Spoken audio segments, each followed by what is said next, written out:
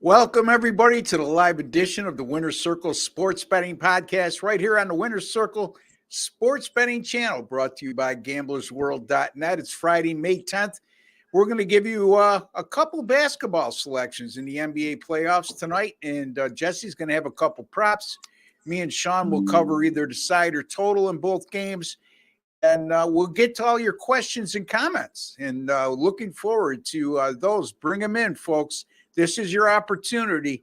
I know a lot of you get brave in the comments section on the archives, and that's okay, but nobody's going to bite your head off here with one of your comments or questions. So feel comfortable in doing so. We encourage you to do so. All right, let's say hello. Cool Jesse Schule. How are you, my man? I'm not feeling as cool as I normally do with play on Oklahoma City last night.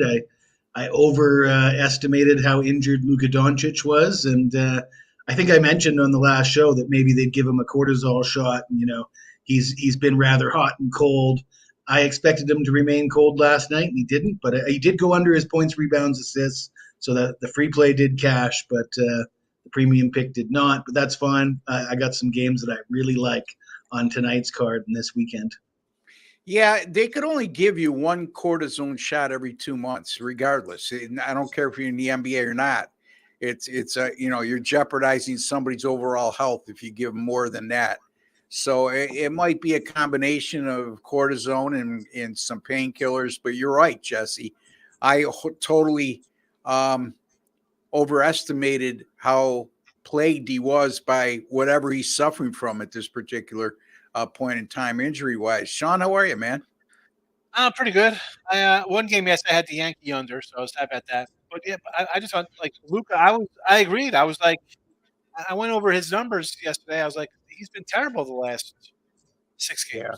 Something was wrong, but then he comes out and has himself a game, and then Kyrie takes like 6 shots. So it's just weird. Hello, NBA. It's yeah. Dallas is one of those teams. They could look so good on some nights, and then you just wonder, with all that talent level, why they're playing the way they are. But on the other hand, though, this is a team that's played extremely well down the stretch. I mean, and I think we may have been guilty of an overreaction from what we saw in game 1, and also overreaction in how Luka looked in game 1. Now, I went with the under last night. It wasn't even close. Okay, so I was way off. And it happens. They didn't charge me extra for losing that game by quite a bit. But in any event, Jesse, tell the folks a little bit about what's been going on with cool Jesse Schule and what you may have coming up in store for the weekend, buddy. Yeah, I've got a game of the year on the ice in the NHL tomorrow night, and a game of the year on the hardwood with the Knicks Pacers game tonight. And if you listen to me on today's show, you might not have to buy my NBA play. You'll have a pretty good idea which side I'm on, and that's fine by me. I've had a bit of a rough week, so I got to give the people something back and get prepared for another big winning streak, because it's coming. I know it's coming. Absolutely. You know it's coming. We all know it's coming. Absolutely. It's if I was going to bet on anybody, and nothing against me and Sean, I'd bet on Jesse the most. That's just the way it is. See, I'm a big fan of Jesse Schule, and he's a very resilient guy, and he's been amongst the most consistent in the world when it comes over the last 10 decades. Sean? No, excuse me, over the last decade. Did I say 10 decades? I'm a vampire. I was thinking of Chip Chirimbus when I said 10 decades. Anyway, Sean, how are you, man? Tell the folks a little bit about what's going on with Mr. Higgs over at GamblersWorld.net and what you may have coming up this weekend. I got always baseball. You know that. I got a big play up today. My top play up in baseball today. I got an NBA winner day. Be adding some ice for tomorrow, and that's about it. What do we talk about? We got playoffs. I'm going to come at you with a lot of baseball. So there's that. Having a little winning season there. Winner yesterday. Grinding around with a 500 record, but in the plus money. So I'm happy. Very good. That's Sean Higgs and Jesse Schule, both of gamblersworld.net. And folks, when you buy any selections from us, whether it be a single game or multi-game daily package, any subscription plan of 30 days or fewer from any of us over at gamblersworld.net, you get our personal guarantee. If you don't win, you don't make a profit, we will credit your account back the exact amount of your purchase price. And you could use that any which way you like on any handicapper you like at any time you like. So it's not like a guarantee where we credit your account a certain amount of money and we tell you got to use that money within the next week or 30 days. That's not the case. So a lot of nice opportunities there with some great handicappers, including us three over at gamblersworld.net. I mentioned I lost last night. And hey, we're all transparent here, Jay. You just heard Jesse tell you.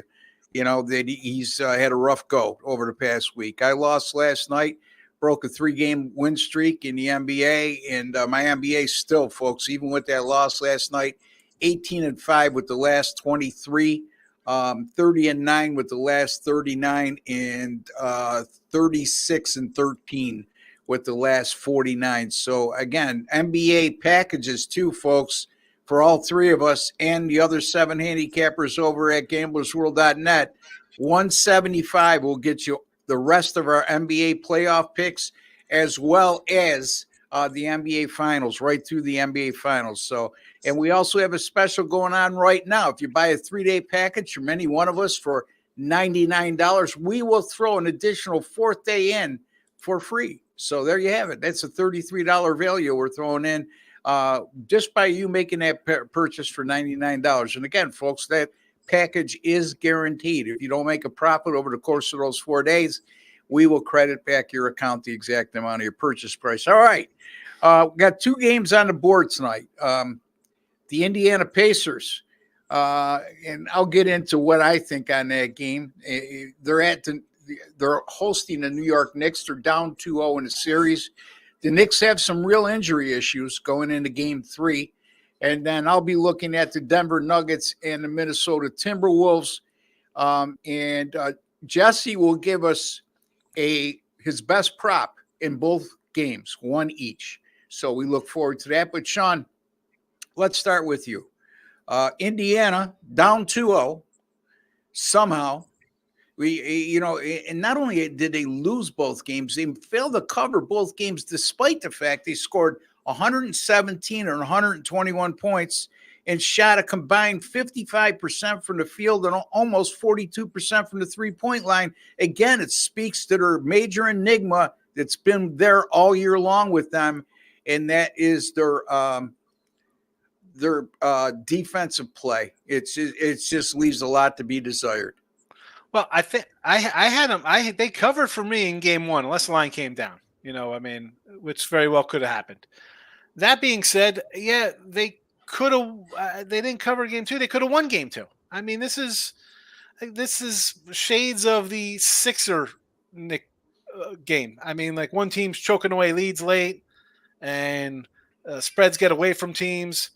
Listen, the Pacers here. I like the Pacers. It's a monster number. I don't care. You can't. This is not the NCAA tournament where you can play a 6-man rotation. This is the NBA. And hello, you just lost 3 guys. Brunson's questionable. You lose 2 starters or a starter and a half a starter with OG and who's the other cat? The center Robinson goes Mitchell out. Robinson. They lost Bogdanovich early in the. But he has. I mean, he wasn't in the series anyway. Yeah, but he still was a rotational player, buddy. You know what I mean? All right, yeah. I mean, we could go back to Randall too. At this point, though, you can't.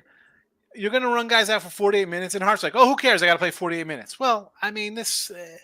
No, it's not going to happen here. Sorry, Knicks fans. If guys were healthy, kind of thing. Listen, you're down 0-2. The books have adjusted. You see the numbers. Everything's juiced up. 5.5 for the first half. 7.5. What are we getting out of Brunson here? All right, he's got a shot. He might come in. Okay, so he's going to what? Take 35 shots and score 35 points? I think that helps the Pacers here. Him coming out and just taking a bunch of shots on a bum foot or bum leg, whatever that's wrong with his wrist. I don't even know what's wrong with the guy. I'll take the Pacers. I'll lay the whatever it is, 7.5. And also, how about like an alternate? How about the Pacers? I saw a 14.5 by the Pacers. So a nice 15-point win. Why? You're telling me this game can't be 115 to like 97 or something like that with the Pacers pulling away late because everybody's banged up for the Knicks, plus 235 with that crazy 14.5 spread. I don't care. No thank you, Knicks fans. This is Thibodeau. Let me just run my guys right into the ground. This is where it catches up to his team. He plays this crazy defense in January, and as if he's playing playoff basketball game 7s every week. Well, now you lost half your team. I mean, they have 6 guys out. That's crazy. Yeah. And again, I worry about them. First of all, the Knicks 5 guys were a good defensive team all season long, right? But that hasn't been the case in the playoffs, and then you factor in, well, I already said what they allowed Indiana to shoot in the first 2 games, and somehow they came away with wins and covers in both because Indiana defense is an afterthought with them. But, at this point, even with a bad defensive team, in a short rotation for the Knicks, even if Indiana holds them to 110 to 115, I think, you look at their opportunity to win, you would think they're in a good position, but it's never that easy. How about this, Sean? And I'll get to you, Jesse, in a second, because I know you have a lot to add in this regard. How about, I've been saying that I like New York to get to the conference final, but that was before all these sequence of injuries started to occur. Yeah. And what I saw in the first 2 games, even though I had New York in both games, I'm almost enticed to dabble into Indiana plus 260 to win the series right now. And I know that seems absurd because you have to win 3 of the next 4. But how absurd is it, though, Sean? I don't think it's absurd when the other team's missing 3/5 of their starting rotation and they had a 7-man rotation coming into the series. Yeah. So that's not crazy at all.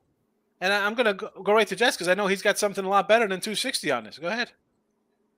Yeah, no, the only thing absurd about it is you could have got 400 as of 24 hours ago, and I did. So that's that. But I want to tell you guys a story because it's something that means a lot to me. Back when I was a young kid, getting my start in the gambling industry, not even in the industry, just as a sports bettor. Think back to 2001, the NHL Stanley Cup playoffs. Ross will probably be familiar with this. Sean, perhaps not, but the LA Kings were not a great team that season. They had to rally and win a whole bunch of games at the end of the year just to sneak into the playoffs as the 8th seed, sort of reminiscent to the Pacers who were in the play-in heading into the playoffs and then snuck in late with a good rally, winning a bunch of games. And they were playing on the road at the Detroit Red Wings, who were the best team in the NHL at the time, but they had an older lineup of veterans, Steve Yzerman, Brendan Shanahan, Sergei Fedorov, the Russians with Larionov and Fetisov and Konstantinov, Chris Osgood in net. Anyways, prior to the series, I figured the younger team that came in hot had a good chance of knocking off the Detroit Red Wings. So I bet $100, only $100 at plus 550 for the series. Sure enough, the Red Wings win game 1 handily at home on home ice, but Steve Yzerman gets injured. And at the time, he's probably the best player in the NHL. And, my thoughts were, well, they were supposed to lose on the road in Detroit anyways. The price goes up from 550 to 10 to 1. So I double up, bet a couple hundred more, and they lose game 2. And Brendan Shanahan gets injured, and their goaltender gets injured. So 500 more at even better than 10 to 1. The Kings won the next 4 games. I cashed in $10,000. I'm in my early 20s. I go to the bank with a $10,000 check, and it's from and at this time it was a casino called the Greek. I don't know if you guys remember the Greek. What's it? Olympics. It's Olympic sports. So the check reads Olympic sports right on the check. Yeah. And I walk up to the teller, I hand it to her, and she's twiddling her hair. She's like, "Oh my God, you're going to the Olympics?" She'd be like, "Yeah." And of course, I told her I was a boxer, actually. But yeah, and I cashed in a $10,000 check. Did you get her phone number? And that's how I met my wife. That is not how I met my wife. But anyways, I went on to make $50,000 in that Stanley Cup playoffs, and then I moved to Thailand and lived off it for the next 6 months, partying my ass off. But the reason I bring that story up is it's eerily reminiscent and similar to what we see now with the Pacers. They're down 0-2. The Knicks have won 2 games in a row at home, but they keep on losing their starting players. Like I said, the LA Kings won the next 4 games. I think the Pacers can win the next 4 games. I've already booked my bet at plus 400 for the Pacers to win Game 3 and the series, which essentially is the same thing as the series because no team in history has ever come back from an 0-3 deficit. So I like. Go ahead, Go ahead. Sorry. Yeah. I like the price, and I think we've seen this. The Knicks have been flirting with disaster, and it's also reminiscent to what we saw from Denver against the Lakers. They're losing for the majority of the game, and they have these clutch finishes where they end up winning games that they had no business winning, and now look at them. They've run into a hot Minnesota team, and they're on the ropes as well. So I'm not going to be surprised at all if the Knicks don't win another game in this series. If Brunson gets hurt, or if he's not anywhere close to 100%, and Anunoby's not coming back soon, I'm not giving them much of a chance.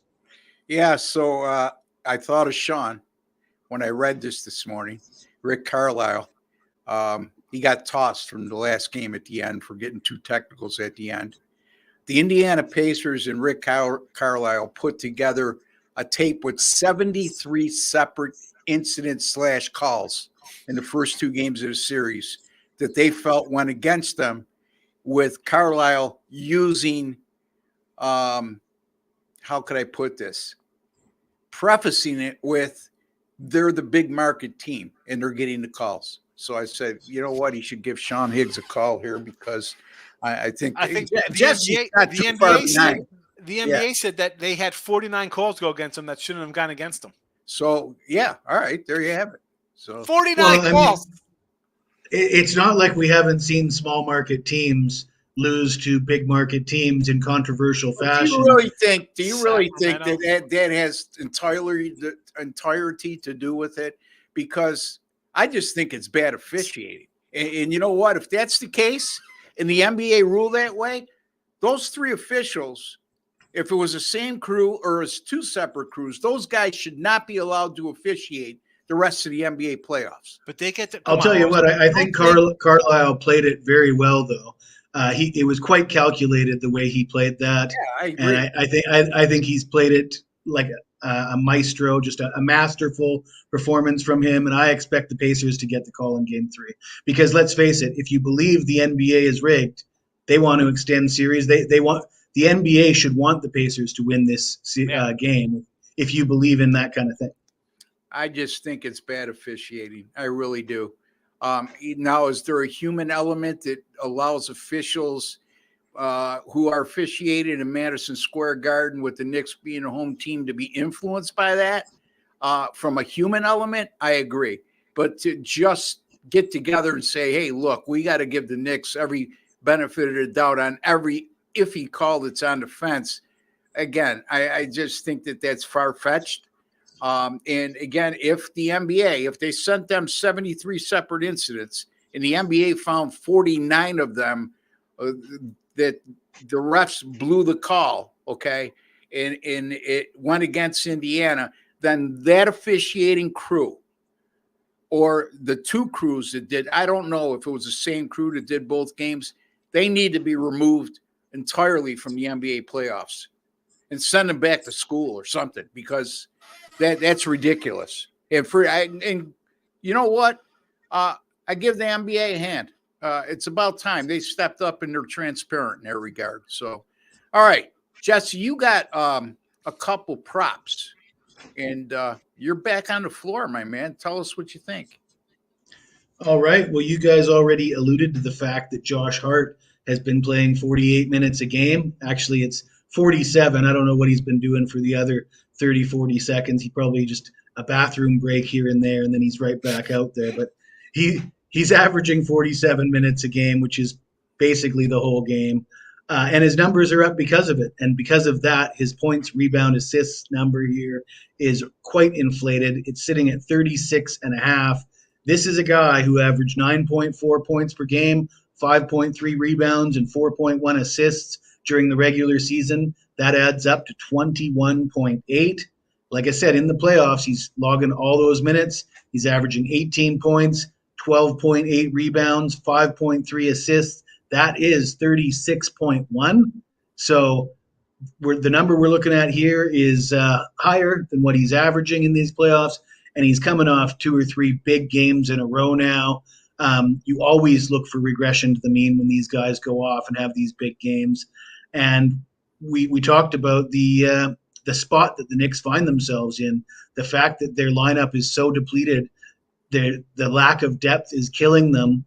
I don't think the Knicks are going to fare too well in this game, and if that prediction comes true, you'll see guys like Hart and Brunson and DiVincenzo, unless Thibodeau is a madman, which perhaps he is, but even a madman has to realize that if they're getting blown out, he's got to get those guys out of the game and prepare to come back stronger for game 4 and game 5.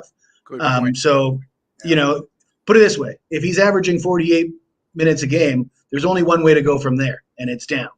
And when he's putting up career numbers that we've never seen him put up before, there's also only one way to go from there, and it's down. And just the game script with the Pacers such a big favorite and all the momentum appearing to favor the Pacers, it doesn't bode well for a guy on the Knicks to put up all-time numbers when it comes to points, rebounds, assists. So that's the inflated number. We're going to go under that one.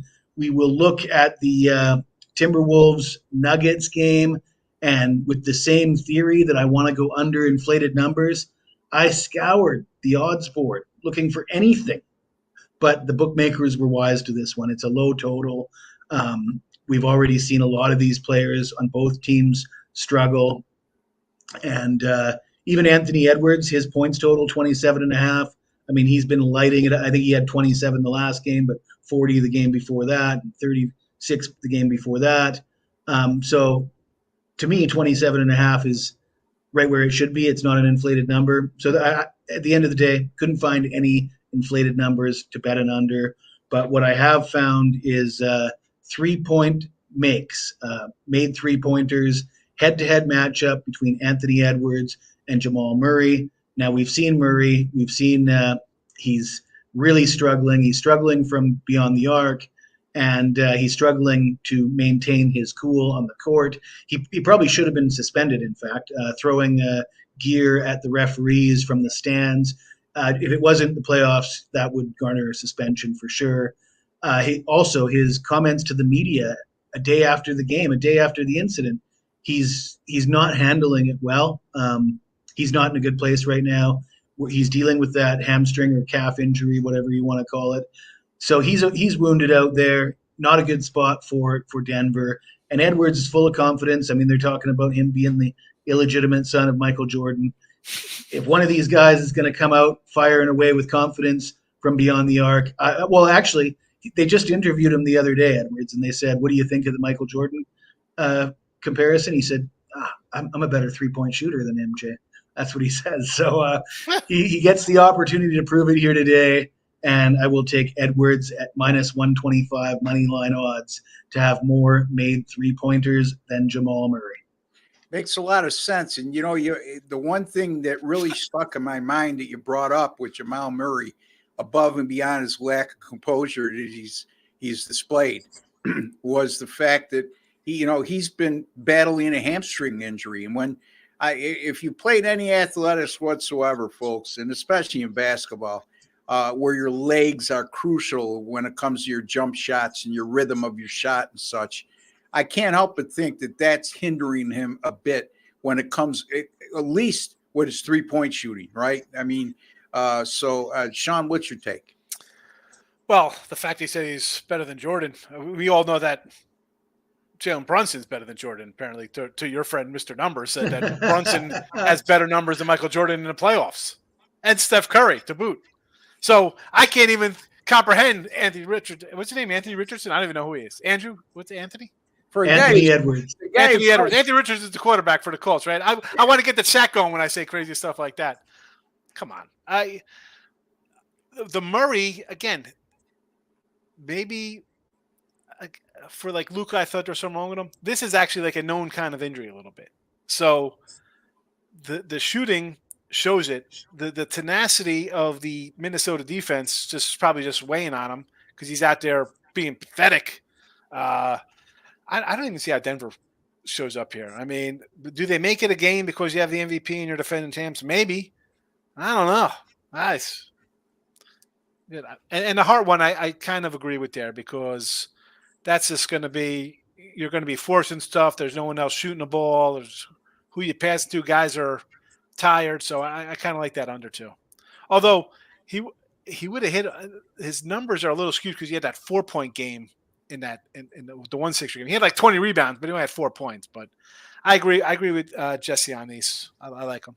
I definitely agree with Jesse on both of those. And I know that we had a comment from one of the subscribers the other day that says we agree with each other too much and show each other too much respect. Well, The respect will never change that we show each other, okay?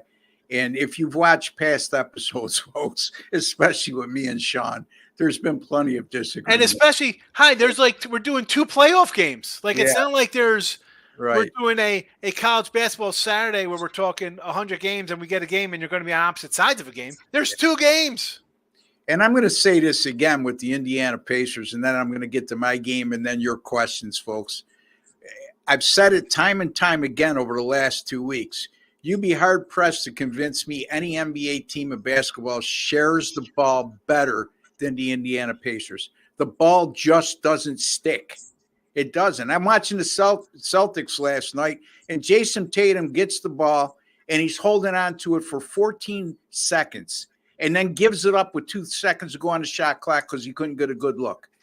That doesn't happen with the Pacers. And, Jason Tatum's a great player, and the Celtics are a great team. Don't get me wrong.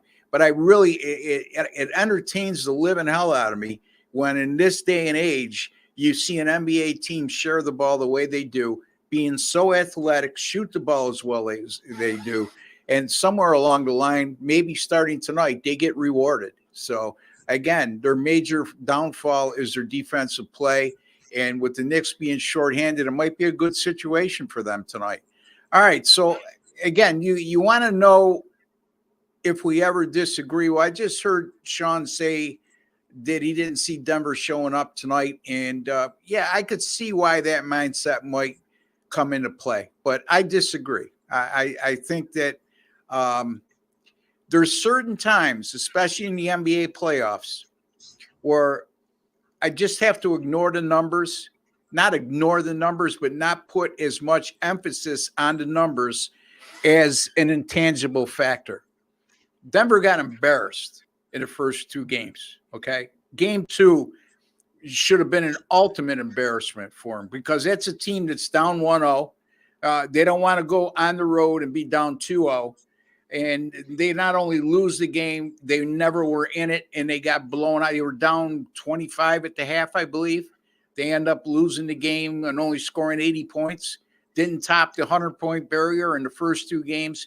But let's keep this in mind, folks. This is also a team that's the defending world champion.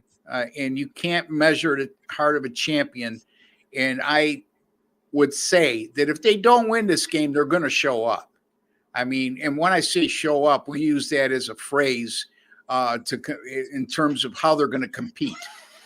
And I would not be shocked to see them win this game outright, but I certainly like the points in this situation. I mean, again, I think we're going to see a drastic overreaction from the public here, and I've seen it already in the betting splits in terms of them thinking that Minnesota is an absolute lock tonight.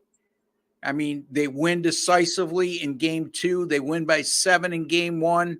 I mentioned all the rest, how they look defensively. They're coming off a 106-80 win in game 2, 106-99 in game 1. This season, the Timberwolves are 32-11 at home. Impressive, right? But here's the thing.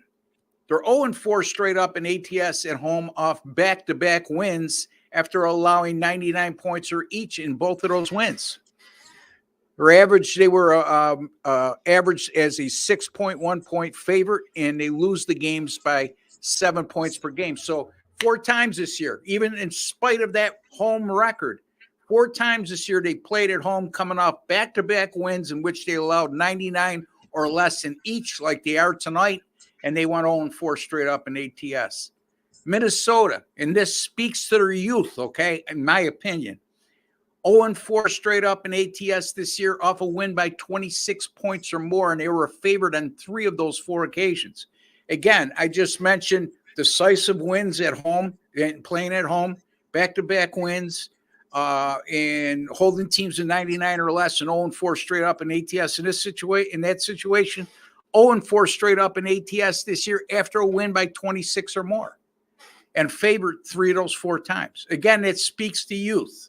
Okay, where I think, you talk about Anthony Edwards in it's borderline cockiness with some of his statements, right? But he backs it up on the floor. But it's just a sign of a young team. And they're 0-5 straight up in their last 5 this year when they're coming off an away win in which they allowed 99 points or fewer. So dominant wins where they hold opponents to less than 100. And since last year, they had Denver Nuggets 8-0 straight up in ATS off a division loss by 10 or more, 13-1 straight up just off a division loss, no matter what they lost by. So resiliency, veteran team, backs against the wall tonight. And also the Denver Nuggets are 3-0 straight up in ATS in their last 3 when deemed to be an underdog, winning by 9.7 points per game. Folks, again, if the eye test will tell you that Minnesota looked vastly superior and they did it on the road, the eye test will tell you Minnesota shut Denver down completely defensively. Nothing new, because Minnesota's been the best defensive team in the NBA from start to finish this year. But the intangible factor, when you got a defending champion catching points, 4.5 at that, in a game they must win, because unless you've been living under a rock and following the NBA, and you know that no team has ever overcame a 3-0 deficit in the NBA playoffs to win a series. And rest assured, everybody in Denver knows that. So again, I'm going to take the Denver Nuggets here. I'm going to go against public opinion. I'm going to go against Sean's opinion, and I don't know about Jesse's opinion. But it doesn't matter to me. I'm taking plus 4.5. It doesn't matter to me in terms of my pick. It does matter to me what these guys have to say. Sean? If you like Denver, I think you just take the money line. If you think they're going to show up and be champions, they're going to win a game. Oh, man, it's just greedy. I get it. Listen, the lines come down. If this was 4.5, it's down to 3.5, and yet everybody's on Minnesota. So to me, it is 3.5 right now, folks. So it's come down a point. And, if you like, that's what I'm saying. Listen, for me, I think Minnesota, I like Minnesota to win the series anyway. So to me, I'm looking good here. I've got house money, as I say, although it's not really house money because I bet my stake on them to win. But I don't hate the look on Denver. Yeah. I'm betting on Denver to compete hard is what I'm doing. Okay. If you want to get, I got them at 4.5 earlier. It's down to 3.5 and 4 now. Okay. Yep. So you can get a 4. Their 4s are out there. So I'm betting on them to compete. And if they want to give me points, I am not going to get greedy. If you want to throw in a smaller money line pick, my theory is not to just bet them on a money line. If they want to give you points, take the points and maybe take a quarter of what you just bet on the point spread and maybe bet it on the money line. But I wouldn't even advise that. I'm not greedy. So, again, Sean might be correct in that regard. It's just me and my personal beliefs. Jesse, your beliefs are? Yeah, I'm going to do my best to disagree with both of you guys. But I certainly disagreed with Sean's take when it came to who do I like to win this series. For me, it was all about the defending champs, the more experienced team, and the clutch play we saw from Jamal Murray against the Lakers. And I still think the Joker's the deserving 4-time MVP because Embiid should have never been named the MVP. So I like Denver to win this series before it started, and the home court advantage. But after seeing them get annihilated on their home court in back-to-back games, and then the injuries, and then you have Minnesota, the best defensive team in the NBA. You have those big men, and they're healthy and they're young and they're energy. One of the reasons I didn't like Minnesota is because they're the younger team, and I like teams like that to have a good showing, but ultimately come up short against a veteran championship team.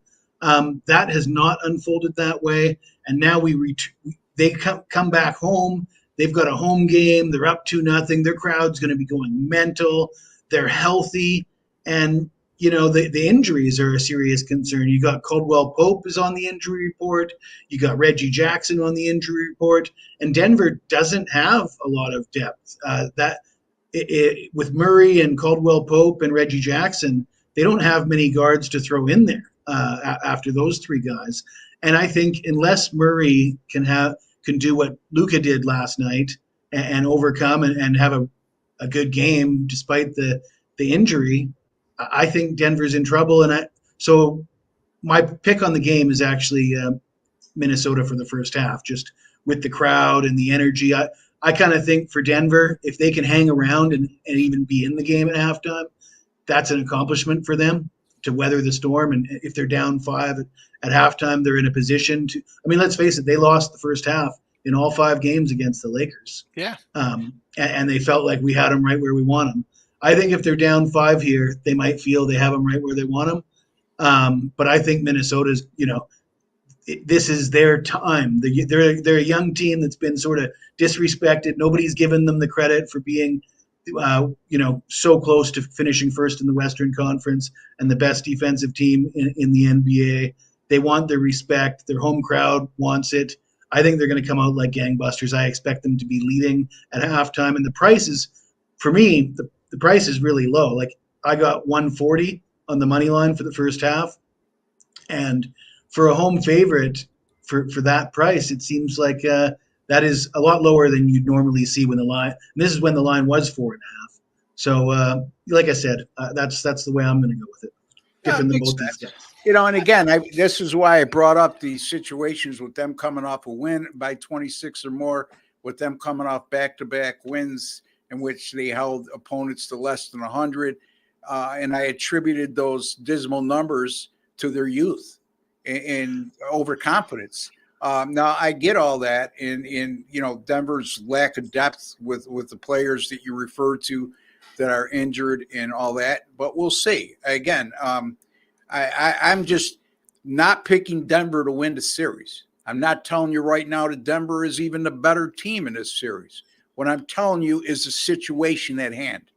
I'm looking at a one-game situation, an isolated situation, and keeping it with that narrow view. I'm not making a series pick here.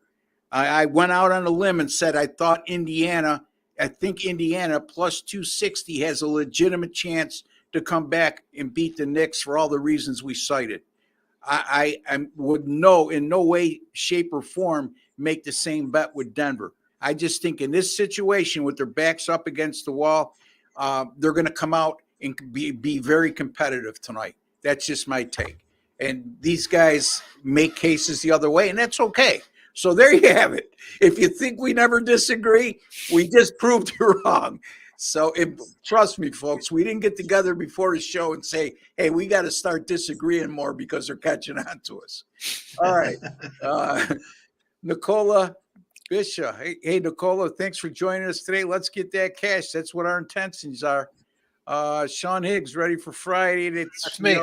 Okay, yeah. Higgy, Michael Amadio. Nicola, again, let's cash Sean. All right. Must be another one of those people from Sean's show that's joining us today, and we appreciate that. Ariane, hello, you fine gentleman. Well, hello to you, Ariane. All right. Ariane Ross, hope your doctor appointment went well. Thank you for asking, and it went about as well as it could. Got some health issues going on, guys, but nothing that's going to stop me from being the best I could be on a daily basis. Thank you. Mar, hey, guys. Hey, Mar. All right, we need a Lamar. question here, guys. It's like that memo with Trump saying, "Don't come," and Trump saying, "Oh, I'm gonna come." Just go on, Ross. He won't explain that to you. Keep going. Yeah, okay. There's pounded. All right, we are all good fools by Dallas last night, and the under for 2 for me. Free Mr. Numbers. Yeah, when you get a guy who claims he knows so much and he's saying that Jalen Brunson has got better numbers, career numbers than Michael Jordan. Yes, that's the case if you look at the raw data. But how many series has Jalen Brunson played? How many playoff games has he played compared to Michael Jordan? How many world championship rings does he have? Give me a break, Freaking amateur. All right, bounce back tonight, Ross. My intention, wholeheartedly, my man. Nuggets over. I don't know. I really haven't given. I didn't like the total in this game, so I'm not going to be just try to make something up here. But if you guys have any take in terms of the total in this game, feel free to chime in. Jesse, you have any look on this? No, I don't have any. See, I don't know if he's saying Nuggets over, meaning their team total over, or they over, meaning they're over. We could easily said, I think they're over. Like, I think they are. What we saw out of last series, barely getting by the Lakers. Yeah. Not showing up here. I think he's saying with the laughing things are Nuggets done. They're done. Yeah. I think they're done. Yeah, we'll see, Brandon. You know what? I mean, you guys all could very well be right. And I know I'm on an island. It's a free pick. It's not one of my premium picks, but I'm just going to go by past experience to say if they're ever going to step up in a game, it's going to be tonight. And, I could live with it if I'm wrong. But best trio in the business for Friday Sports Betting Show. Well, thank you, Arian. Just Friday? Thanks. We appreciate that. Yeah. On Monday through Thursday, we're just average. Stay away.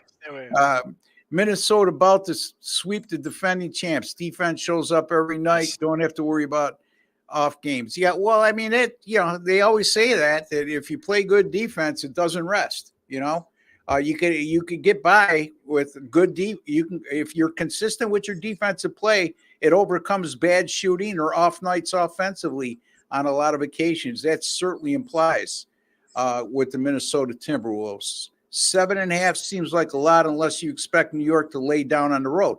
No, it's not what we're saying. Okay, it's not what we're saying whatsoever, Brandon. But I'm going to let Jesse talk about that first. I mean, the injuries are everything. Like I said, we don't know what Jalen Brunson's going to do tonight. For him to miss a whole quarter in Game 2 would suggest that he might have woke up the next day with a swollen foot and he might be limping. I mean, he might not even. He's probably going to play tonight, but we know Anunoby's not going to play.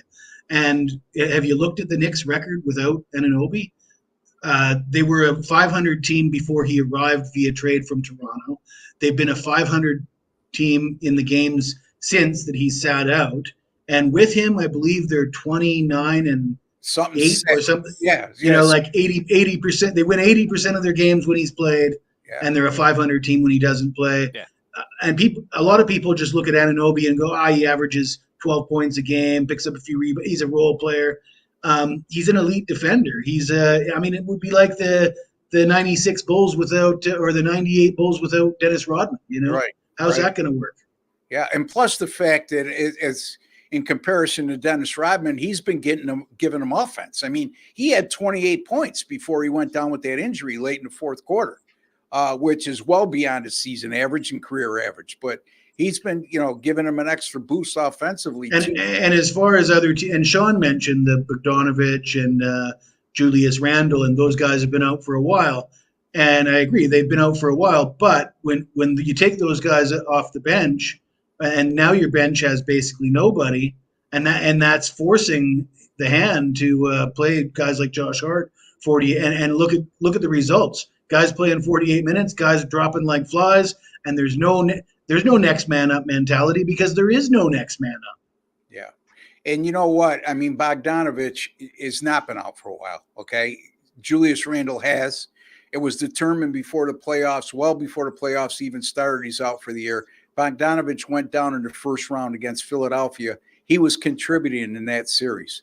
So again, he may have not played in this series, but again, when you take him out, and then like Jesse said, Randall's out, and now you lose Anunoby, and now you lose your center, and you got your best player that's banged up, and you don't know what you're going to get from him in Game 3 if he's even going to suit up, which I assuming he will.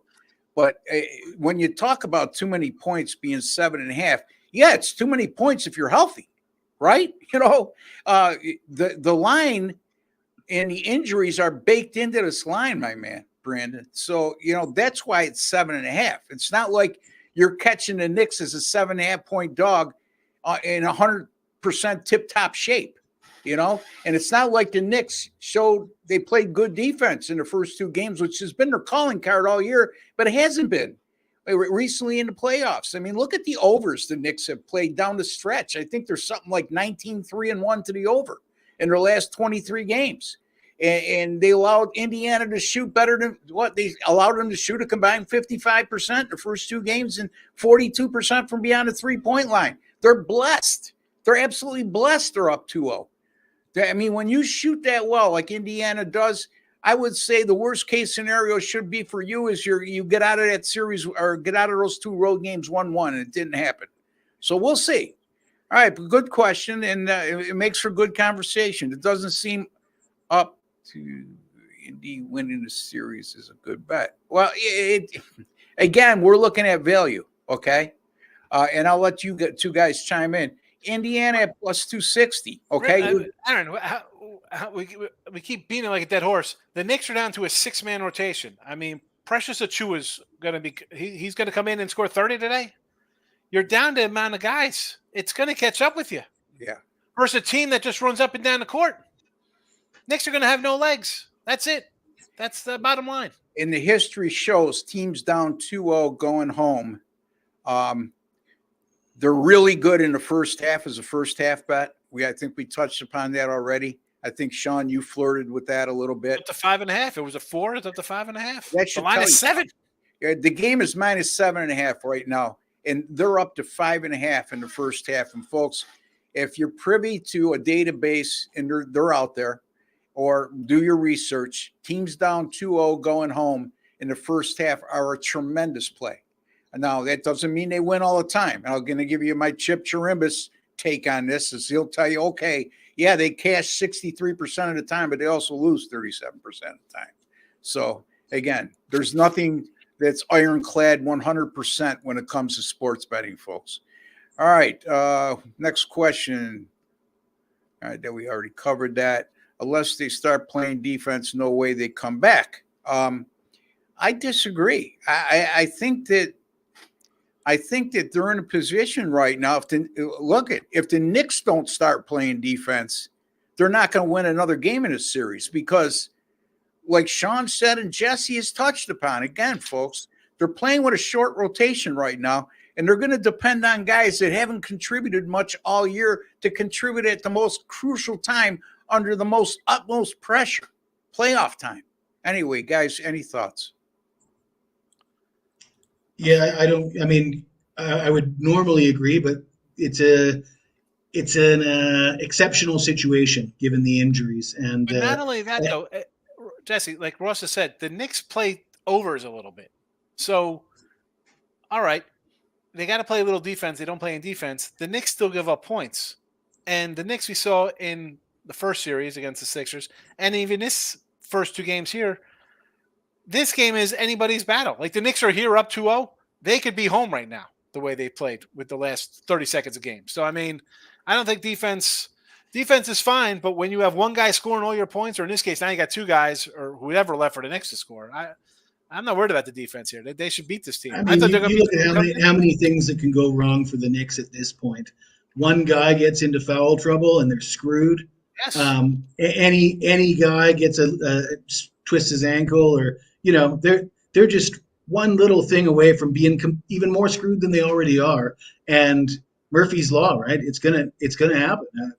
I feel strongly that the Knicks are in big trouble. Not only that, say the Knicks are up, and then the Pacers get frustrated, hard foul, and a fight breaks out, and the Knicks lose 2 guys to suspension along with the Pacers. Like the Knicks might be up 3. Ross, I'm just saying, anything could happen. I understand. You have a 6-man rotation in the NBA. Hello, folks. You're not going to win a series. I don't care. And the Pacers got what, 7 guys averaging in double figures right now? Yeah. And again, they're an exceptional offensive team. They led the NBA in scoring this year. Their major downfalls we've discussed not only on this show but many shows before the playoffs even started was their biggest flaws defensively. It's obvious.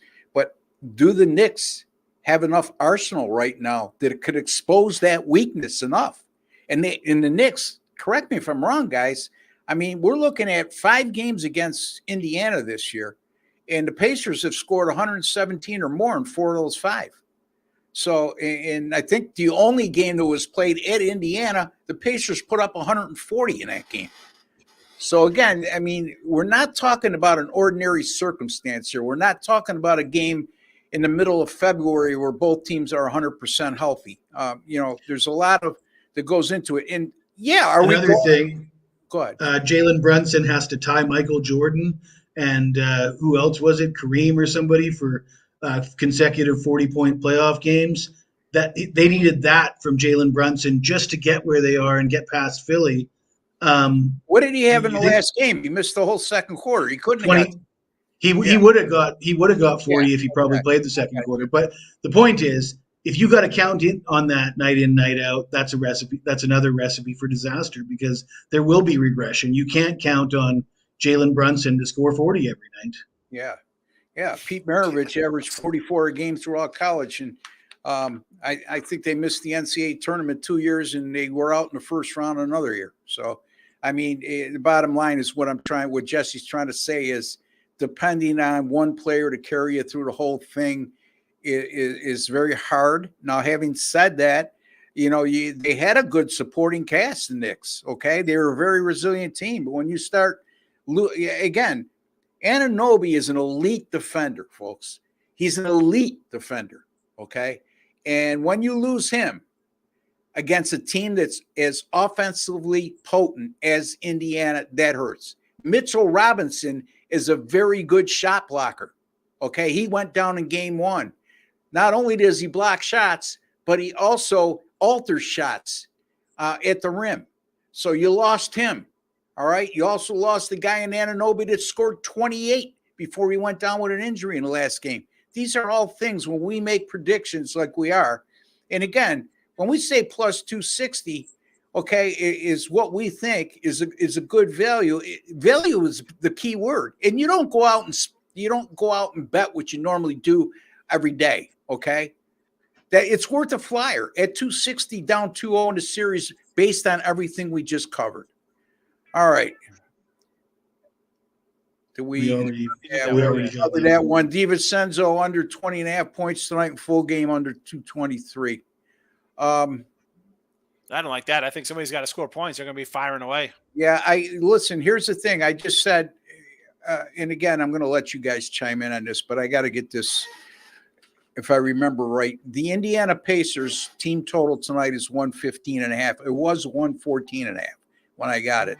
So I have these statistics. They've scored 117 points or more in 6 of their last 7 games.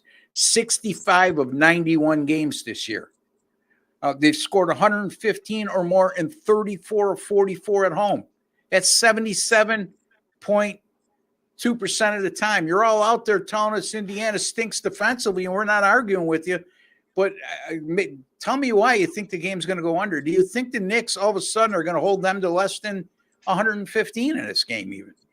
So, I mean, it's possible that the Knicks don't score. I don't know. I mean, I think even with this lineup, then you'd be hard-pressed to think the Knicks aren't going to score 100 against a team like Indiana, just based on the fact that they love the up-tempo style and they're very good at getting teams to join them in that style. Sean? No, I was going to say that. I want to do the over Pacers, but the Knicks being so pathetic, this could be like a 112-91 kind of game. All of a sudden, like, what the heck happened here? Like they'll be efficient, or are they going to come out and run it up like they did against the Bucks and drop a 126, 130 range? and say, "Hey, we're here. We're familiar rims, whatever." I don't want anything to do with the under because I have no idea what I'm getting out of the Knicks. Yeah, that's exactly what my thoughts are. Yep. There's no way I'm betting the under, and because of the whole thing around the Knicks, Jesse, I would just stay away from the total. Period. If I'm going to do a total, it's going to be on the Indiana team total. Yeah, Jesse. Yeah, I agree with you guys. And the DiVincenzo points, I think that's down from what it was in previous games. So just based on just value, I don't like that one. I guess there is the thought that Thibodeau, his only shot here is to slow it down and muddy it up. So there is but that's the thing. He hasn't really. First of all, the pace hasn't been as high as you might think it has been. Well, given the scores, because they've been so efficient. But let me counter that, Jesse, and with all due respect intended, because yes, if you look at the field goal attempts, you're 100% correct. But both teams have shot 50%, I believe, in both games. Indiana has, I know that. When that happens, you're not going to get 90 field goal attempts from each team. Well, I was going to follow that up, Ross, with the fact that Tibbs might want to slow the game down. My grandma used to say, people in hell want ice water. That don't mean they get it. Well, not only that, but teams have tried to slow Indiana down all year from a tempo stand. You're playing the Pacers, right? And especially when you're playing them on the road. Your number one thing to look at is, hey, you know what? We could expose them defensively with their lack of defense. Number two, let's frustrate them by slowing the game down. Teams have tried that all year, unsuccessfully for the most part. Sean, anything to add to that? No, I want to jump back into the Vincenzo prop.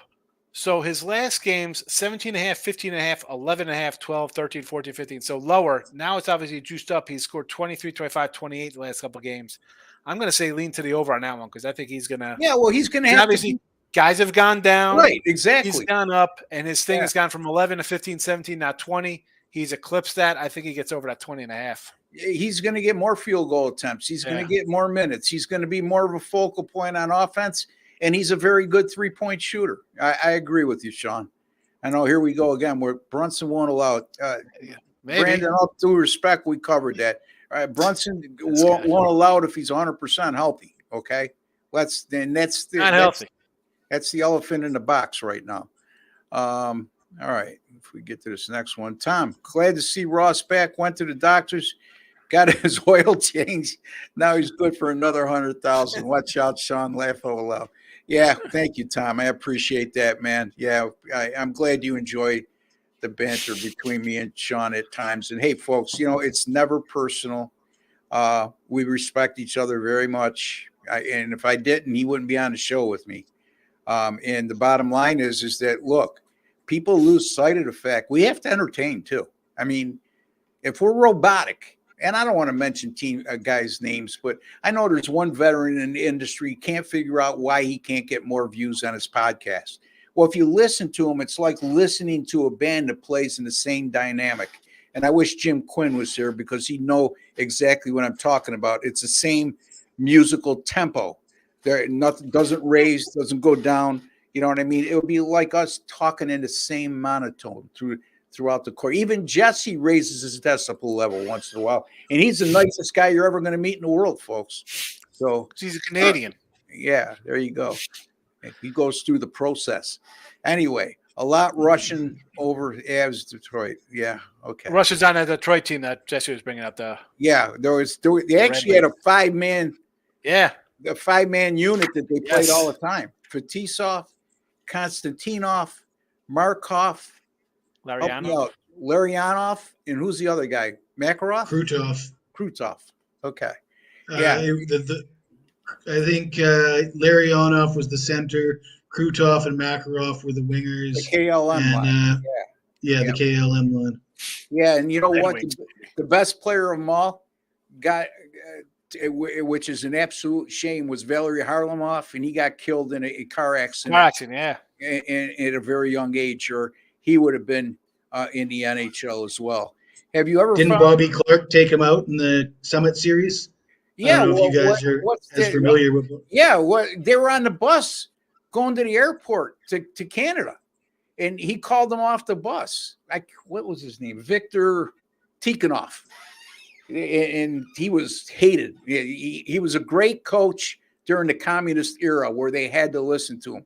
Once they got their democracy and a little bit of freedom, and Russian players got the taste of playing in the NHL, and how they could talk to the media and how they could be outspoken with the coaching staff, that guy's days were numbered. He pulled Harlem off the bus, okay, and told him he wasn't going to be needed for this tournament. Shortly thereafter, I believe, and again, I watched a special. If you get a chance, there's a great documentary on YouTube about the Russian national team. And I always get intrigued by that because they were so damn good. I mean, they were just great to watch, even though I hated them, right? Every Canadian American wanted to see us beat the Russians, but they were good. At the end of the day, you sit back now, guys, you have to appreciate what we saw. So, and shortly thereafter, a day or two after, I want to say he was on the way home from being told that.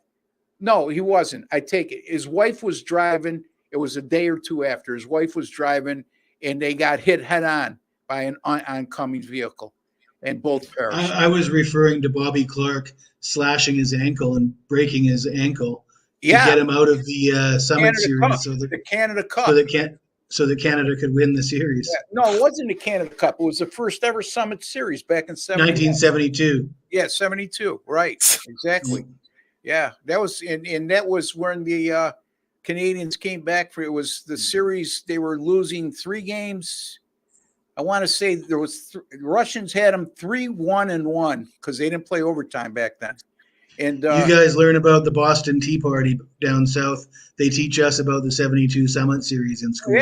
Yeah, exactly. Paul Henderson with a minute to go in the game. All right, how good am I doing, Jesse? Look. I grew up in a hockey country, Rochester, New York. We have several players who made it to the NHL, namely Brian Giunta. There's Rory Fitzpatrick. The list goes on. There's been many players from Rochester in this area that made it to the NHL. Have you ever found yourself in a lengthy losing streak and chasing your losses? How do you bounce back without throwing in the towel? You bounce back, Eric, in my opinion, and I know Sean and Jesse are going to chime in here. And I'm going to say our replies are going to be pretty much parallel, but you don't panic. You don't chase. And when you say chase, you mean doubling up on your bets to try to make up your 3 losses. No, you just keep grinding away. Look at Sean. Sean, you're a perfect example. With your volume, you could have a horrific day, and it would be very easy for you to come back with twice as many plays the next day at twice as much money. Yeah, no, you don't do that. It's same again. I do a lot of games, so it's not like I'm all over the place betting different things and hoping one game wins and I could go. So, yeah, I don't chase. It's all a mindset, right? You can't go in there. The problem is that people think like you see these things and people think you're going to win extraordinary amounts of money, and that's not it. And people can't handle an 0-3 run. Like, I get it. The other day I had a couple losses, 9th inning, bottom 9 home runs to force extra innings and totals go. You can't double up. You're not chasing. There's no system. Keep doubling up on something. You're going to run out of money before you win. It's just the grind. You bet it, forget it, move on. Maybe smaller bet sizes if you're in a slump. That's what I do. I mean, you can't just bet the same and you keep losing and hitting 30%. You're not going to. Yeah. Especially if you're a volume handicapper like you. And then there's Jesse. You'll see it. You guys will see it too. Like you're not hitting a couple. You're like, all right, I got to reel this in because this can get bad in a little bit. And you're just because you're good doesn't mean you're going to win the next game. You're going to have a bad run. It happens. There's no doubt. I mean, when you're on a run like I was on, for example, I mean, and then at the end of the year, you're not going to continue hitting 70% of your plays for an entire season. Okay, it's now a rarity. Jesse. Jesse would be very vulnerable because he likes to. When I say could be, that's the key words. Okay, he's not, but he could be very vulnerable because he likes to stretch the money line a lot more than me and Sean do. So you lose a play at minus 170, Jesse. It's at some point earlier in your career, was that hard for you to say, okay, I got to double up after losing a play like that? Or did you learn your lesson early on? Or have you always been conditioned to say, I got to let it go? Hey, I'm going to hit 75% of those plays in that money line parameter, or 70% in that money line parameter, or even 65. So I'm not going to worry about that one loss. Again, I don't want to put words in your mouth, but you tell us. No, certainly in my younger years, you'd be more inclined to panic and make drastic changes and, increase your volume, trying to get it back as quick as you can. And those are all big mistakes. And, certainly over the last decade at least, I probably my goal is to get better every year and get, learn more, improve, tweak things, and just continue to get better. But certainly the way to do it is like slow and steady wins the race. The turtle and the hare, and don't increase your volume. Don't increase your risk. Don't try to get it all back in one day. Chip away at it. If you've lost 10 grand in the last 7 days, think about getting it back. In the next couple months. Yeah. You need to chip away at it. Don't try and win that 10 grand back in a couple days, because if that's what your goal is, chances are you're going to fail. And so that's the way I approach it. If I'm on a losing streak, I try to chip away at it. And I'm going to bring up what you said at the top of the show, that when you're in a bad streak, like you said you are, and I'm not sure how bad a streak that is, because for a lot of people, that's just you're treading. I'm batting 500, but when you're betting favorites, batting 500 it ain't as good as it is when you're betting dogs in baseball like Sean does. But your follow-up to that was, I know myself. Eventually, it's coming. I know the way I am, the patterns in which how I bet and how I give out picks, that a big streak is coming. So that you gain confidence with over years. See, here's the thing. As an athlete, the older you get, the less effective you get, because your body just doesn't cooperate with what you used to do. No matter how much you try to, you might be able to play into your 40s like certain guys do because they're conditioned well. But at the end of the day, in this business here, unless your mind goes, it doesn't matter what the rest of your body does. You continue to learn and continue to get better. And that's the case with anybody who's been doing this for a long time. Because think about it, folks. When you're in our business and you're risking the money that we're risking, okay, with our bets, and then our clients depending on us to win for them, you have to be successful. You have to be. You have no other choice but to be, okay? And I'm not saying you're going to win every month. I'm not saying you might even have losing years in a specific sport. We've all endured that. But you got to have confidence in yourself that over the long haul, you're going to make money for yourself and for them. And if that's the case, you don't panic. And it's exactly what Sean was trying to say there. Obi Toppin over 10.5 points, cash 6 straight. And I also bet Ant-Man over 27.5. Well, I think Jesse touched upon Ant-Man and why he didn't go over 27.5 on that one. He feels it's an honest line, and he couldn't find value in doing so. Obi Toppin over 10.5. He's one of those players that came over from the Knicks to Indiana. He's really held himself up very well during the early part of the first 2 rounds here. Guys? I find it difficult to isolate players to go over on Indiana because they've got so many, a lot of guys in the chat have been talking about TJ McConnell. We want more minutes for TJ McConnell's been playing lights out and he hasn't been getting enough minutes. They've got to try and find a way to get him more minutes. There's only so many minutes to go around. They've got a bunch of guys that are all playing well. So it's tough for me to pick one and go over this is a pretty low number. He's not going to have to play that many minutes. But yeah, that's the reason I'm not looking at Indiana players. Yeah, I must say, Ross, for these Indiana guys, I had the other night, I had Ben Shepherd. It was like a 3.5 or 4.5. He had 8 points. The next day his total was like at 10.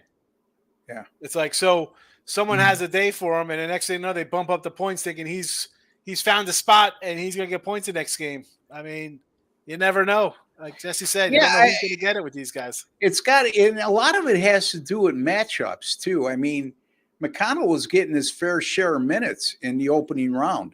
It seems like those have been diminished in this series against the Knicks in the first two games. And, you think about it, guys, a team that struggles so bad defensively, he's probably their best perimeter defender, and he's shot a little bit over his head from the 3-point line, but he's a glue guy, man. When you win championships, there's always one guy like that. There's always one TJ McConnell that contributes and doesn't get enough credit, and it doesn't show up all the time statistically. So, good question. If this game goes the way I expect it to, all the starters will be on the bench for the final 5 or 6 minutes. So that's one thing to consider as well.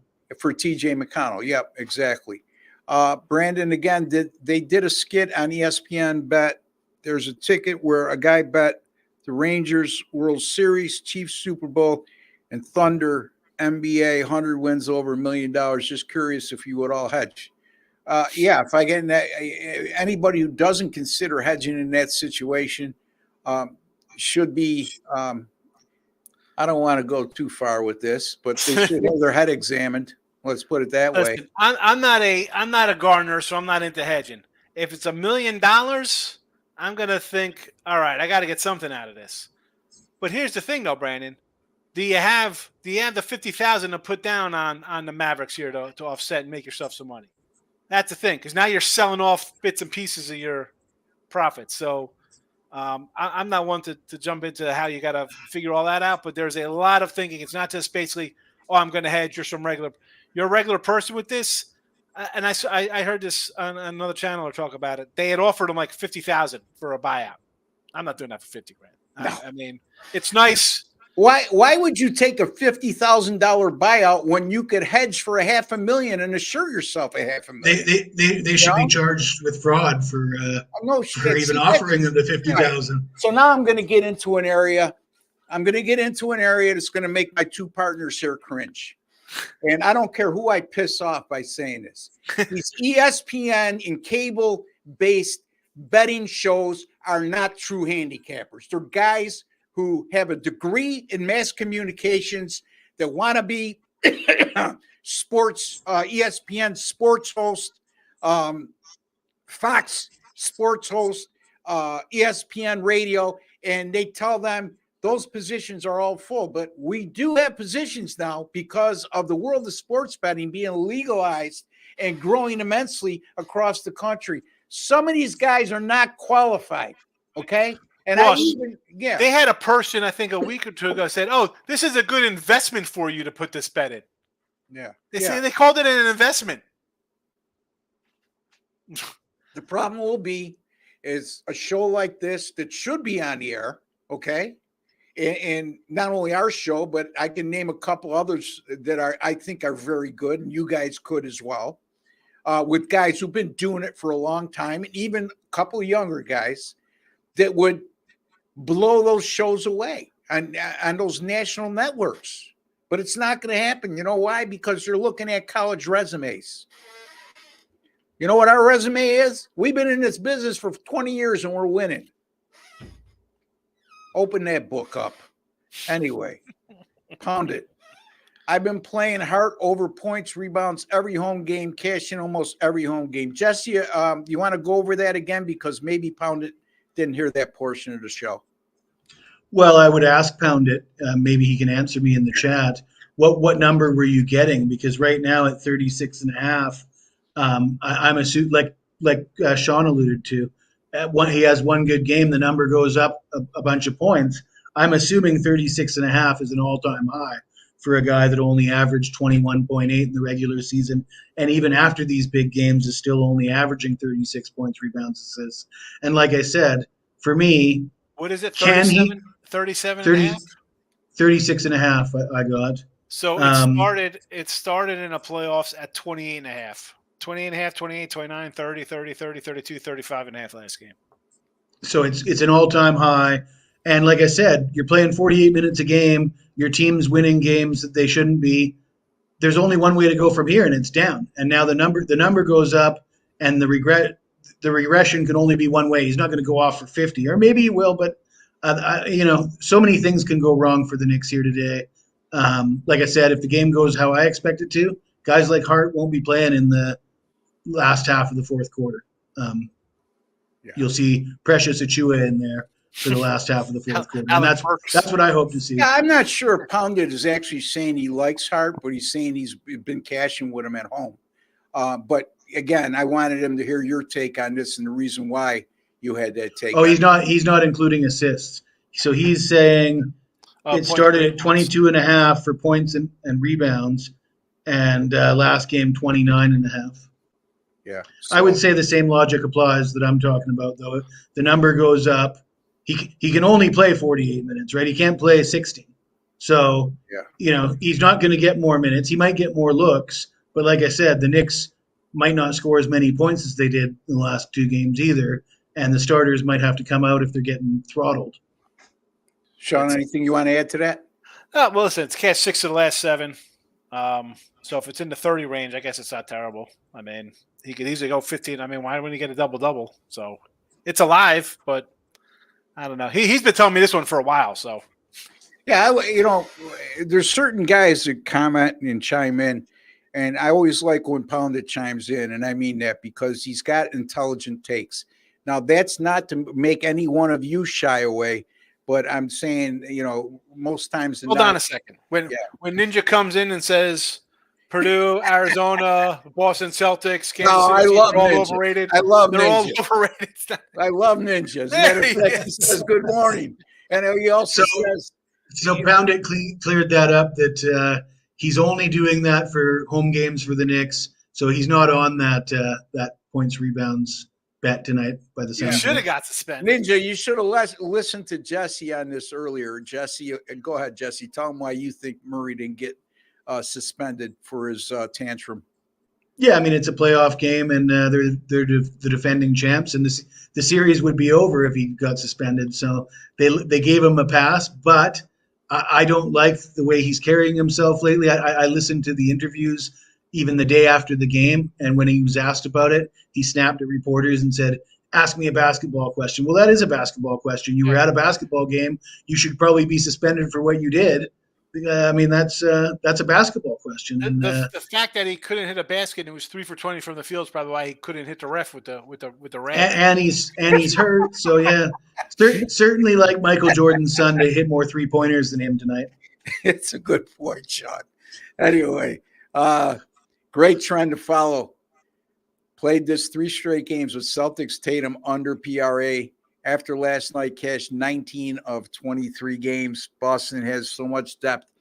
He's not needed to go nuts. Yeah. I'm assuming on a daily basis. And you know what? Bottom line is he's not shot the ball well in the playoffs by his standards. So I don't know. Again, this is you guys, Ellie, with this PRA stuff. I'll let you take it away, Jesse. I mean, I did have his PRA under in a recent game. I didn't have it last night. Yeah. And one of the reasons was because he's gone under. That's the thing. When you talk about trends and you say the under is hit, the over is hit, you got to reference the number that it's hit at, right? Yeah. And it's constantly fluctuating. And the number for last night's game was lower than it was in the previous game. And then I didn't find the value in it. But I will say, if we do see Tatum go off for like 50 points or something and they bump those numbers up, I'll be looking at fading him again. After that. In game 1, you had the under 42.5 on the PRA, I believe. It was 43.5. 43.5. This is hit once in the last 9 games. Yeah, and Sean, you just touched upon, to Jesse's point, you just went down the escalation of the PRAs on a certain player. Was it DiVincenzo? Hart. That was Hart. Hart. Okay. So again, that's what Jesse's alluding to. Okay, the guy keeps going over. Let's look at his evolution of how he's gone over. It's like right now saying looking at Indiana and thinking they're automatically going to go over because the totals are in the 220s. Now they have gone over and they've been in the 230s and 240s all year. It's the last Knicks game, Brunson's points total was at 37.5.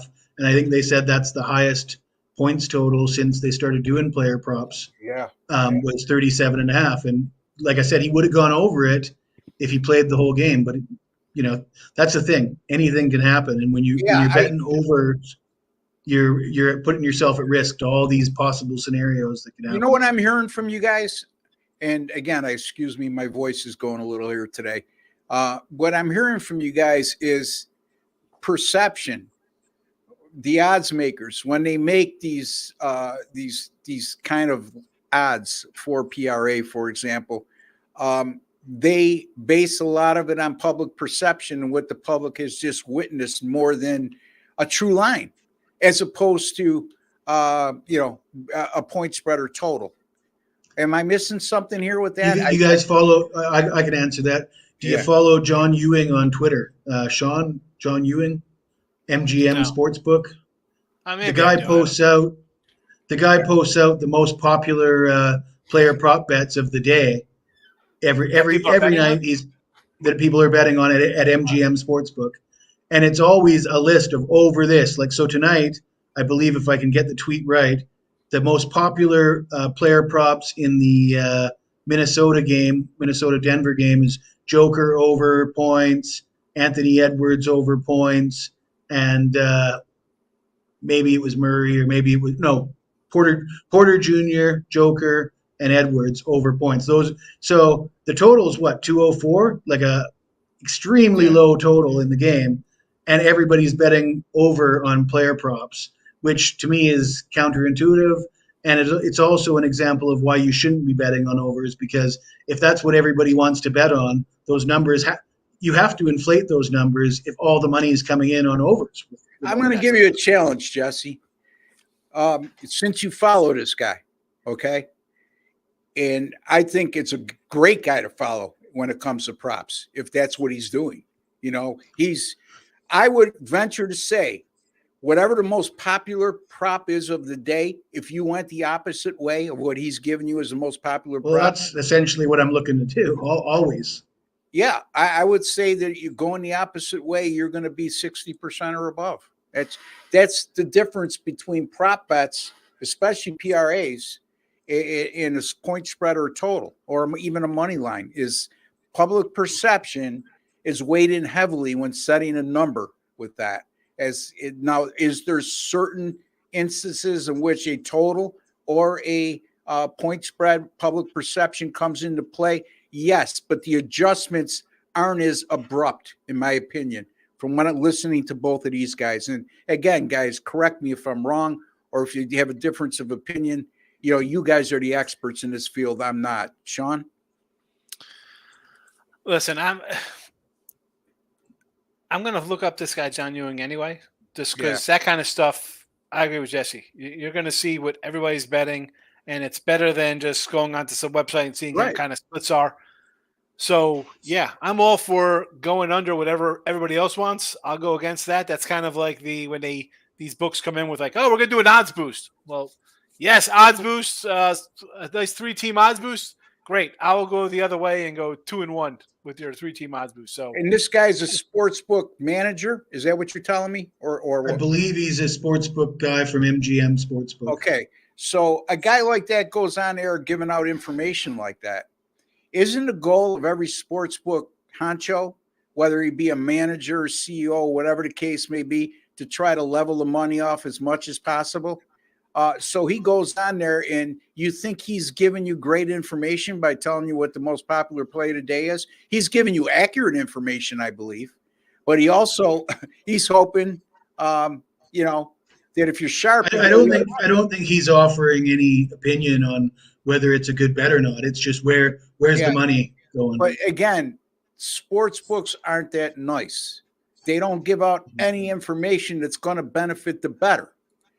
You're right, Jess. He's not giving out a pick per se, but think about it. Okay.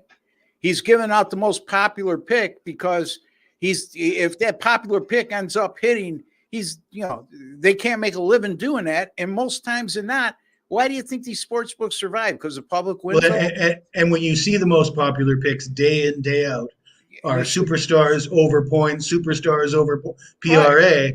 Exactly. You have to assume that you're never going to, or you're rarely going to get value betting overs on any star player. So when you see a sports book guy giving you that kind of information, and it's Jesse's right. Don't mistake that for a pick. I just said that I think that you could make a ton of money by going the opposite way of whatever the popular pick is. So again, that might be beneficial to listen to somebody. I mean, that's not what I'm doing, but I'm looking for a number, like I said, with heart. As Sean explained, the number has climbed to like a peak right now, right, where it's higher than it's ever been. It's higher than his current average in the playoffs. It's way higher than his career average and his regular season average. So it's just it's going beyond all the averages, and it's a little bit too over optimistic. And can he do it? Sure, he can reach that number, but everything's got to go perfectly right for him to reach that. He's got to play 48 minutes. He's got to be effective for 48 minutes. He's got to stay out of foul trouble for 48 minutes. The Knicks have to stay in the game. Maybe one of those things don't happen, right? Yeah. And again, like me and Jesse and Sean have said, especially me and Jesse on this one, not to slight Sean whatsoever, is you just can't be married to one type of thing. So in other words, there's no system. When I say that you probably will make a profit a majority of the time by going against that, it shouldn't be your sole source for making a pick. Now, if it's a supporting factor to what Jesse's just saying, now it becomes a strong selection. All right. Been pretty good. Just followed this guy on Twitter. He's got some great things up here. Been pretty good at these over the last week. So I am leaning on a parlay. Knicks Pacers over 215.5. Knicks plus 10.5 at plus 100. I would tell you, Tom, with all due respect, and I don't care what ESPN bet says, that leaning on any type of parlay over a long period of time is the surest recipe for disaster. I tell him, but he's hit like 3 in a row. Yeah, but that's a false sense of security, okay? Because you're gonna you're gonna get hot at times with parlays. But at the end of the day, you just gave us 3 picks. Think about this. The bookie only has to beat you on 1 of the 3. So, I mean, your odds are not very well. No, this is just a 2-teamer. Pacers over, Knicks Pacers over. It's like a teaser, basically, is what it's like. Well, again, all he's got to beat you is one out of 2, He buys a dog up for even money. Yeah. All right, so Pounded says he agrees with you, Sean. He liked the Nuggets to take the money line. This will either, so Pounded, this is one time I'm going to disagree with you. If you like the Nuggets, take the points. It's simple as that. If you want to make a money line bet, I have no problem with that, but take the points. That's where the majority of your money should go. If you want to make a small play to try to enhance your profit and hit the jackpot, then you do so on the money line. But you don't do the money line with an underdog that's getting 4.5. And you could tell me you won it, okay? But at the end of the day, you won it, and you would have won it anyway at 4.5, but you're getting greedy. Okay, that's all I'm saying. So I got to this is one time I'm going to disagree with Pounded, and it's not the first time I disagree with Sean. All right, repeat. I don't know what that's about. Repeat meaning the Nuggets, I guess. Someone's chair needs WD-40, but not sure who. Okay. I thought that was Ross's chair making a noise. I think it is my chair, as a matter of fact. I like this comment. You want to see? Stop Gio. You want to see us disagree? Let's talk moonlight. Oh, please. Let's not go there. Mario, my man. Love you, Ross. And guys, sunny blessings from Alabama. Hey, God bless you too, Mario. Thank you for joining us today. We appreciate you. Hi, from the Philippines. I agree. Denver doesn't have the bench and the legs to keep up. T-Wolves defense is what's winning these games. Again, I want to remind everybody, my pick is a 1-game situation. I'm betting a situation.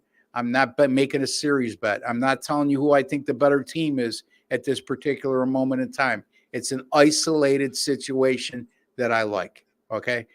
If I lose, that's fine. But it's not because I thought Denver was a better team, is why I took the play. And let me remind you, as opposed to Sean in Pound It, I don't get greedy. I take the points. So I could lose the game and still win, meaning lose the game straight up. Who was the cameraman that shot the moon landing? Sean Higgs. Apparently, because he doesn't believe it. So Sean must have been the guy who was hired to do so, and trick photography. Was it Stanley Kubrick? Yeah. Carlisle should give TJ more playing time. He defended Brunson quite well. I agree. Again, I don't know what I'm missing here. He's set for the final, 5 minutes of game 2. And it's not like he's not giving him offensive production as well. So, I mean, he's not a go-to scorer, but he is a contributor. I mean, he has touched double digits on a few occasions in the first 2 rounds of the playoffs. And they will contribute. I don't know. Thank you, YouTube TV, for bringing me here today. Chevelle. Thank you, Chevelle, for coming here today. And commenting. We appreciate you, man. I'd say Putin had that coach taken out by his goons. Actually, Gorbachev was the president at the time in which Tikhonov was in charge, and he loved him because that was a communist regime. And, he ruled the roost, that coach. He was. I think they won the gold medal like 20 straight times. Yeah. Until the pros started coming in. Yeah. Yeah. And again, they held their own against Canada on numerous occasions. It works for me. Betting on the underdog pays big. Yeah, it's obviously, if you bet on a money line underdog, yes, you're right. Awesome show as usual from 3 of the very best. Thank you, Alan. We appreciate you, man. And hope you continue to join us here to cover both bets usually. Yes. Take that dog. 3 outcomes. Dog covers, dog wins outright, or he loses. 2 out of 3. Okay, we already touched upon this. Tonight I wouldn't touch it. 2 nights ago, 30. All right. Okay, Pounder, we gave you enough time here, buddy, because we're running out of time. Not because I don't enjoy your comments or encourage them. Eric, I love the DraftKings MLB promo. Pick the money line, and if your team goes up by 2 runs anytime during the game, you win, regardless of the outcome. They haven't been giving that promo every day. All right. Well, listen, that's fine. Not that it's free money, but it's a good payout considering bullpens. The problem is, Eric, people get used to crap like that, and then they start whining like, "I want my bad beat refund for crap," and the guy gets hurt in 5 minutes. Oh, he got hurt.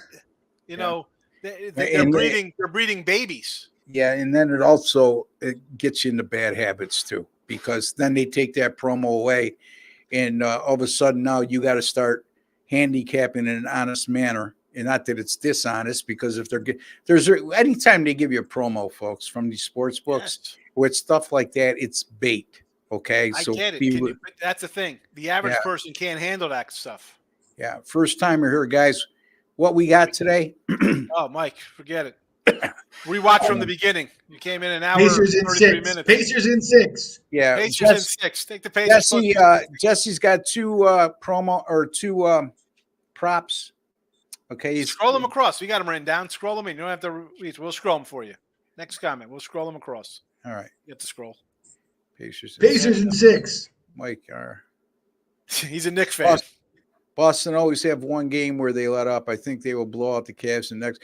You know what? I was thinking last night. I stayed away from the game. I said, could game 2 be the game that they were so flat in game 2 against Miami? Could this be another one of those spots? And then I said, I can't just base a pick on that. And I just couldn't get myself to take even a double-digit underdog that had been putting up such low numbers as far as scoring output, Sean, I agree. We said, Celtics game 1, sure, everything bad about the Cavs 7-game series, big comeback, and then whatever. The Celtics, they come in, they win by double digits the next 3 games, they're 4-1. Are they still overrated and you can't trust them? They're going to win the series. All right. Mike, YouTube's bringing everybody in today. Yeah. My pick was on Denver plus 4.5. Sean's pick in the Indiana and New York game Pacers. was the Pacers. Laid 5.5. Was it first half or total game? I think I did the game 7.5. Okay, minus 7.5. And then Jesse had, go ahead, Jesse. Josh Hart. Under 36.5 points, rebounds, assists.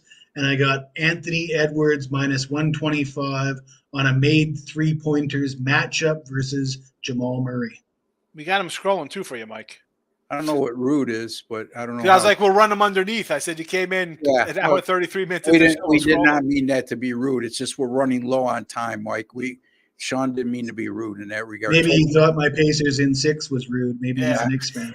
It's a Knicks fan. Totally disagree, Ross. With respect, the bet is not a promo bet. Since the inception of Build Your Own Parlay, the yelling parlays are sucker bets to changing. I handicap these picks.